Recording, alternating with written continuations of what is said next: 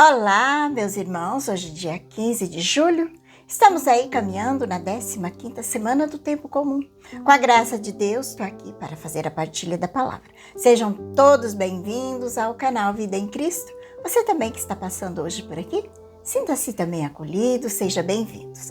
E assim, com confiança, já colocamos na presença do Senhor as nossas vidas e pedimos que a Santíssima Trindade, Pai, Filho e Espírito Santo, já vai nos abençoando.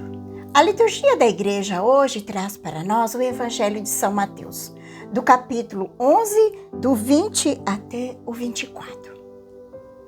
E nós temos aí o relato da incredulidade do povo que residia na cidade da Galileia. Eles recusaram a pregação do Senhor e os seus habitantes não reconhecem que Jesus é o Messias, aquele que é aguardado e esperado pelos seus antepassados. E eles recusam receber Jesus como o Filho de Deus, que tem o poder de trazer a salvação para toda a humanidade. Essa rejeição deles de receber Jesus pode trazer uma série de consequências para o povo que não quer converter, não quer mudar de vida, não quer escutar o Senhor. E Jesus, ali naquela cidade de Betsaida, ele realizou-lhe muitos milagres. Ali no mar da Galileia, Cafarnaum, principalmente entre Cafarnaum, que era uma cidade onde ele morava na casa de Pedro, que ficava próximo das margens da Galileia. E ali Jesus fez muitos milagres. E Jesus, ele ficou muito aborrecido, ele ficou muito triste, porque aquele povo, mesmo vendo os milagres que ele realizou ali, aquele povo não se converteu. E Jesus notou o endurecimento do coração desse povo, e ali Jesus fala dessa cidade de Tiro e de Sidônia. Se eles tivessem visto esses milagres, há muito tempo elas tinham feito penitência. Olha que é interessante aqui nesse evangelho, Jesus fala de Tiro e Sidônia. Eram duas cidades, não era da Palestina, não era dos judeus. Tiro e Sidônia ficava hoje onde que é o Líbano. Então Jesus está falando das cidades pagãs. Mas se elas tivessem visto os milagres que ele fez em Cafarnaum, em Betsaida, as pessoas tinham se convertido.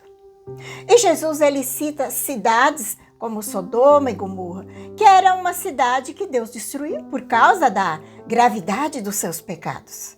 Principalmente os pecados por causa da sexualidade depravada, pecado contra o casamento e muitas outras profanações que existiam naquela cidade. Então Jesus, ele fala, se Sodoma e Gomorra tivesse visto esses milagres, também tinha se convertido, tinha mudado de vida. Meus irmãos, esse evangelho hoje faz a gente pensar muito nisso, porque nós estamos na igreja, somos batizados, temos os sacramentos da igreja, a gente tem mais responsabilidade de se converter do que aqueles que estão fora da igreja. Aqueles que não conhecem a palavra de Deus, que não têm o conhecimento da doutrina, que não conhecem. Porque a conversão é para uma vida toda. Porque quem não medita muito, quem não pensa muito, acha que não tem pecado. São João fala lá na sua primeira carta, no capítulo 1, no versículo 8, São João, ele fala que aquele que diz que não tem pecado é um mentiroso.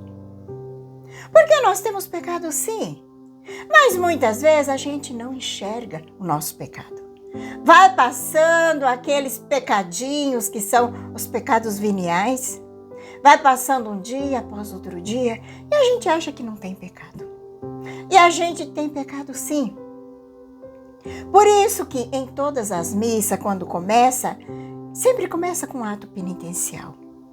Eu, pecador, confesso a Deus Todo-Poderoso e a vós, irmãos, porque eu pequei muitas vezes por pensamento, por palavras, pequei por atos, pequei por omissão.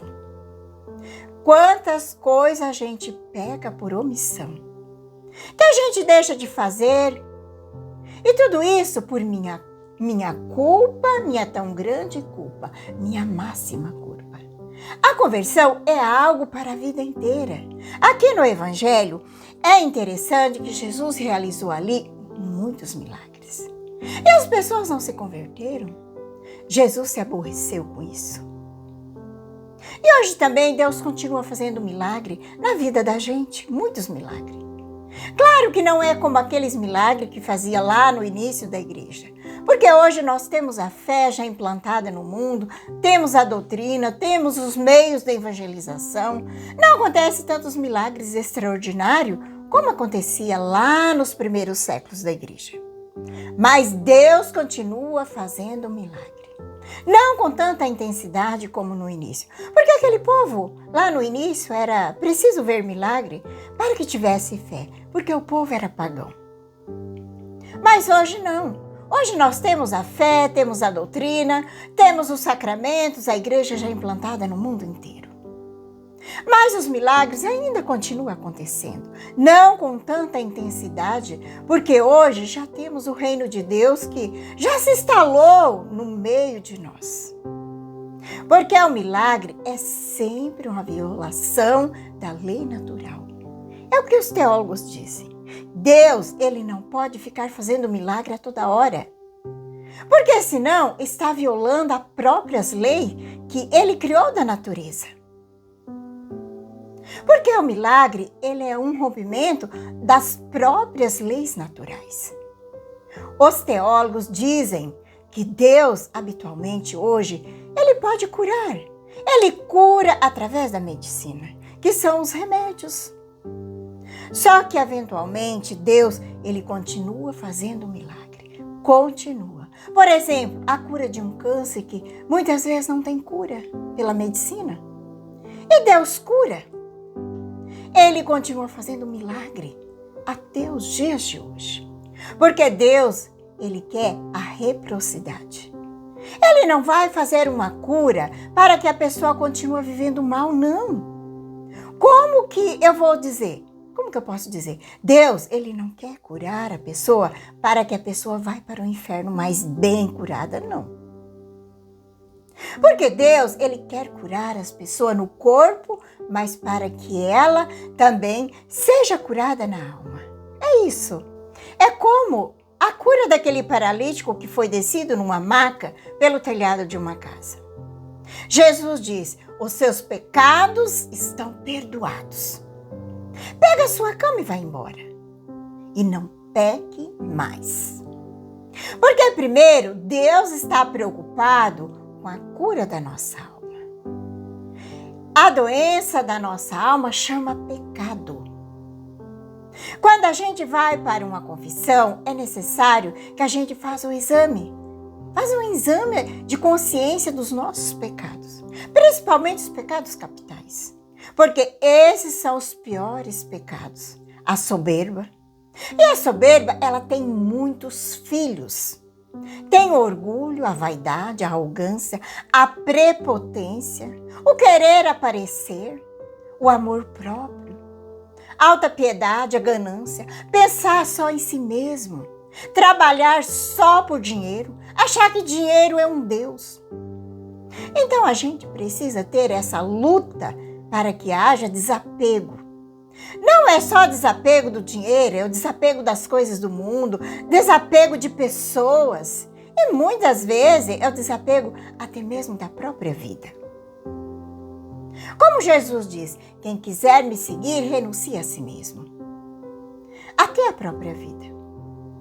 Então, quando a gente vai meditando nesses pecados capitais, porque em cada oposição de um pecado capital, a gente precisa encontrar uma virtude.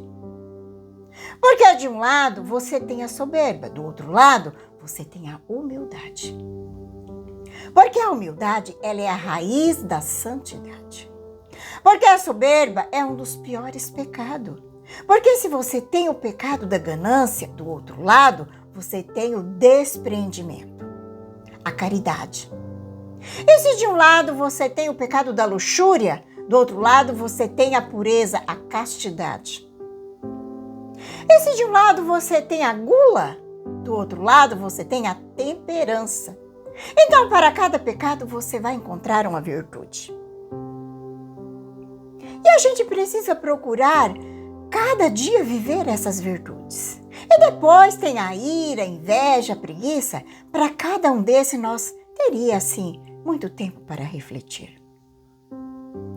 Mas aqui a gente vê algo muito importante. Quem que vai nos convencer a deixar esse pecado? Quem que vai?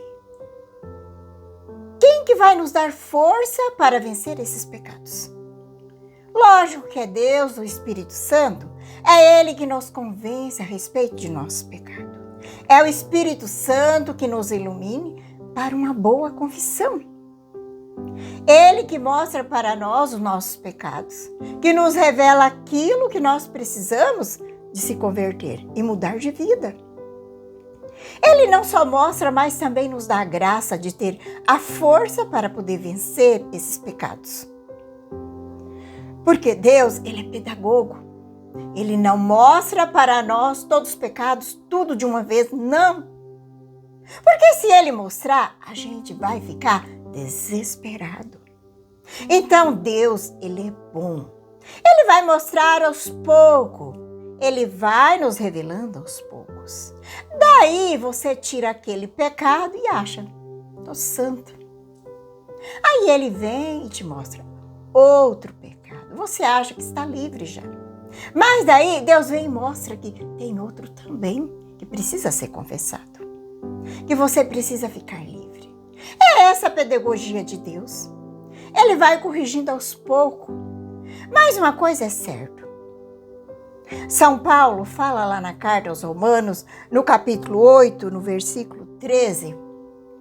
São Paulo fala, se viver pelas obras da carne, morrereis. Mas se é pelo Espírito, fazei morrer as obras da carne, porque então vivereis. Quem são as obras da carne? É o pecado. E o que São Paulo está nos dizendo, querendo nos dizer, através dessa carta aos Romanos? Que é só pela força do Espírito Santo que a gente consegue deixar o pecado. Porque é pelo Espírito que deixa morrer as obras da carne. Então, não é por mim e nem por você, é pelo Espírito Santo. Porque mais do que eu, Deus interessa que eu deixe os meus pecados, muito mais do que eu mesma. Então, Deus me dá o seu Espírito Santo, me dá a sua força. Se eu rezo, eu peço, eu me confesso, porque o instrumento mais poderoso para arrancar o nosso pecado é a confissão bem feita. Quando você se prepara com o exame de consciência. Por isso que a gente não pode ficar muito tempo sem se confessar, porque senão a gente esquece os pecados. É preciso fazer o exame de consciência, ter um arrependimento sincero, de não querer voltar a cometer os mesmos pecados. Fazer uma boa confissão, contar tudo para o Padre, não esconder nada, lavar a alma. Não esconder nada. Também na confissão, a gente não pode ficar procurando justificar o pecado, não. Não podemos justificar os nossos pecados que a gente tem. Confessar, assumir. Eu pequei, foi minha culpa, a minha máxima culpa. Dizendo que eu pequei mesmo. Foi por minha culpa. Não ficar arrumando justificativa para o pecado. Assumir os pecados. Isso é uma confissão bem feita. É como aquele sujeito que foi se confessar com o padre. Ele disse, padre, eu roubei uma corda. O padre falou, mas então, meu filho, devolva a corda. Daí ele disse, padre, só que acontece que a corda estava amarrada num burro. Daí o padre disse, você devolve a corda com o burro, meu filho. Daí ele falou, padre, só que atrás do burro estava atrelada uma carroça cheia de milho. Olha bem, por isso quando a gente vai se confessar, a gente precisa confessar o pecado todo. Não basta dizer eu roubei uma corda. Tinha mais coisa atrás desse roubei uma corda. Então, é preciso fazer uma boa confissão, uma confissão bem feita, porque a gente engana o padre, mas não pode enganar a Deus. É Jesus quem dá o perdão através do padre. Então, a confissão é como tomar um banho, é lavar a alma, porque quando a gente toma um banho, a gente procura lavar muito bem aquelas partes mais escondidas do nosso corpo, não é verdade? Porque a mão, o rosto, você está sempre lavando. Não precisa ficar lavando tão bem, mas tem parte do nosso corpo que precisa lavar mais. É assim também a nossa alma também. A nossa alma, ela tem labirintos, onde a sujeira do pecado fica escondido. E é ali que eu preciso de levar a graça de Deus. É ali. Tem muita gente que diz que tem vergonha de se confessar, mas você não precisa ter vergonha para se confessar, porque ali o Padre, ele persona Cristo. É você e Jesus que está ali. E Jesus, ele já sabe os seus pecados, já conhece tudo, só que você precisa falar com o Padre, porque Jesus deu a ele o poder e a autoridade de absorver os meus pecados e os seus pecados. Porque a confissão é como um banho que a gente vai no banheiro, lava a cabeça, lava o corpo, lava tudo e a gente sai limpo do banho. Na confissão é a mesma coisa que acontece com a gente. Quando a gente vai até o confessionário, rezemos hoje pedindo a Deus que nos dê a graça de estar sempre com a nossa alma e o nosso coração livre do pecado. Te convido a pegar a palavra. O Evangelho está em São Mateus 11, de 20 a 24. Rezemos pedindo que o Espírito Santo venha nos iluminando. Venha, Espírito Santo, iluminar meu coração para que eu possa ver as coisas que são de Deus. Venha, Espírito Santo, sobre a minha mente para que eu possa compreender e entender aquilo que é de Deus. Vem, Espírito Santo, sobre a minha alma. Santifica tudo o que penso, falo e faça. Que tudo seja para a glória de Deus. Amém. Vamos então para o Santo Evangelho. Naquele tempo, Jesus começou a censurar as cidades onde foram realizadas a maior parte de seus milagres, porque não tinha convertido. Ai de ti, Cozarim, ai de ti, Betsaida. Porque se os milagres que realizar no meio de vós tivesse sido feito em Tiro e Sidônia, há muito tempo elas teria feito penitência, vestido-se de cilício e cobrido-se de cinza. Pois bem, eu vos digo, no dia do julgamento, Tiro e Sidônia será tratada com menos dureza do que a vós. E tu, Cafarnaum, acaso será erguida até o céu? Não, será jogada no inferno. Porque se os milagres que foram realizados no meio de ti tivessem sido feitos em Sodoma, ela existiria até hoje. Eu, porém, vos digo, no dia do juízo, Sodoma será tratada com menos dureza do que vós. Palavra da salvação, glória a vós, Senhor.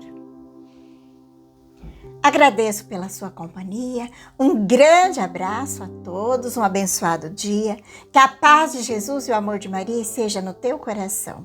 E que Deus Todo-Poderoso nos abençoe, em nome do Pai, do Filho e do Espírito Santo. Amém.